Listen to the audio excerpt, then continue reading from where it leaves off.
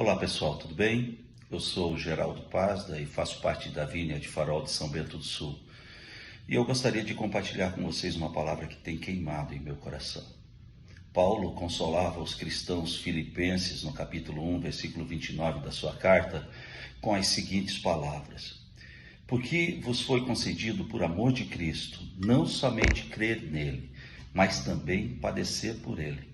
Paulo escreveu essa carta em tom de alegria e encorajamento dos porões de uma prisão, provavelmente em Roma. Ele sabia da sua realidade, da realidade dos irmãos de Filipos, que sofriam oposições e perseguições pela sua fé. O cristianismo primitivo, especialmente nos 3 primeiros séculos, foi marcado por intensas perseguições, principalmente sob o Império Romano. Aqueles cristãos se recusavam a adorar os deuses romanos e ao imperador e eram presos por traição. Eram executados com crueldade, despedaçados por animais nas arenas, em espetáculos públicos, crucificados, decapitados como o próprio apóstolo Paulo, queimados vivos, como a história conta a respeito de Policarpo de Esmirna, ou submetidos a torturas brutais que incluíam flagelação, mutilação, ou mesmo submissão à fome e frios extremos. Mas diferente do que nos possa parecer na igreja primitiva e dos primeiros séculos, o martírio era um dom maior.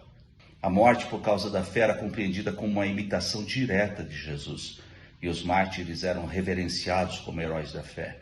Os primeiros cristãos acreditavam que sofrer e morrer pelo Evangelho era um chamado pessoal.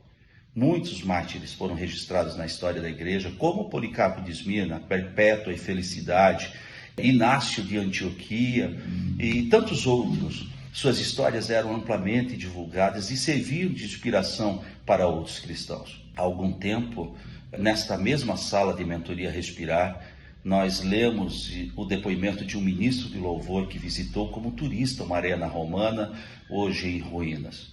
E ao pisar aquela terra, foi impactado pela memória de quanto sangue havia sido derramado por cristãos naquele solo. Aquele sangue era como que semente, quanto mais caía, mais o Espírito Santo convertia pessoas a Cristo. Mas mais do que isso, aquele sangue era adoração, a mais genuína adoração que se podia oferecer. Mais que canções bem executadas ou lindas poesias, mais ainda que corações quebrantados, havia uma convicção profunda ao ponto de renunciar tudo, e tudo mesmo, por aquilo que Cristo fez na cruz. Quando penso em Paulo dizendo que o Senhor concedeu àqueles cristãos mais do que apenas crer nele, mas padecer por ele, Paulo faz parecer um prêmio. E se analisarmos da perspectiva da eternidade, de fato era. Mas eu fico muito pequeno diante disso. Me foi concedido crer nele. E por vezes eu tenho que procurar a minha fé. Mas àqueles cristãos foi concedido adicionalmente padecer por ele. Com a oficialização do cristianismo pelo Edito de Milão no 3º século, a perseguição diminuiu e o martírio perdeu a sua centralidade.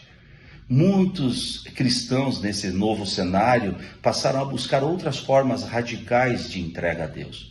Assim surgiu um movimento monástico, especialmente no Egito, onde eremitas como Santo Antão abandonaram tudo para viver no deserto em oração, jejum e uma vida ascética.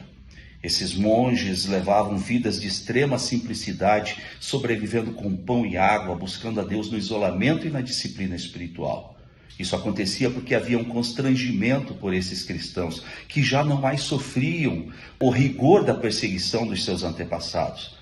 E eles queriam viver uma vida de entrega a Deus. Comparado ao cristianismo primitivo, o cenário atual parece muito diferente. O martírio ainda ocorre em algumas partes do mundo, é verdade, mas para muitos o evangelho se tornou algo mais confortável e até mesmo adaptado à sociedade moderna. Enquanto os primeiros cristãos viam o sofrimento como um privilégio, hoje há uma tendência de buscarmos um cristianismo mais voltado para o bem-estar e a realização pessoal. Parece que vivemos um evangelho fofinho e por vezes nos esquecemos quanto sangue foi derramado para que este evangelho chegasse até nós. Existem algumas canções muito lindas e, de fato, não há nada de errado com elas. Mas toda vez que eu canto, deixei tudo para te seguir, Jesus, eu sou levado a me perguntar: tudo o que, Geraldo? Ou por ele eu gasto a minha vida como quem nas Escrituras ou como quem na igreja dos primeiros séculos? Certamente a essência da fé cristã continua a mesma, um chamado ao sacrifício, à renúncia e à fidelidade, seja na perseguição, seja na disciplina espiritual. O exemplo dos mártires e monges do passado nos desafia a refletir sobre o que realmente significa seguir a Cristo em nossa época. Qual a adoração, Senhor, tu esperas de nós? Oremos, queridos, para que a nossa adoração honre e alegre o coração de Deus, como certamente honrou e alegrou o louvor daqueles mártires naquelas prisões e naquelas arenas.